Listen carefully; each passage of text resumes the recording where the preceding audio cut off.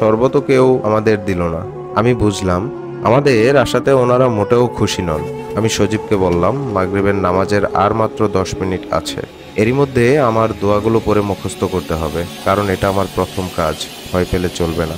কিন্তু এই রুমে বসে পড়লে কেউ যদি দেখে ফেলে? চলো আমরা বাইরে ঘুরতে যাই এবং তখন দোয়াগুলো পড়ি। তাই বলে আমরা বাড়ির বাইরে চলে আসলাম এবং একটা ধান ক্ষেতের পাশে গিয়ে তাড়াতাড়ি দোয়াগুলো ভালো করে পড়ে মুখস্থ করে নামাজে চলে গেলাম। ফরজ নামাজ শেষ করেই আমরা বেরিয়ে পড়লাম। বাকি মুসল্লিরা সুন্নত নামাজ পড়ছিল। এর ফাঁকে আমরা ওই পুকুর ঘাটে যাই। পুকুরের চারপাশে বড় বড় গাছপালায় ভরা, চারিদিকে অন্ধকার হয়ে আসছে। তাই আমি পুকুরের ঘাটের শেষ সিঁড়িতে হাঁটু বাজ করে বসে ডান হাত পানির নিচে রেখে দোয়া পড়তে লাগলাম।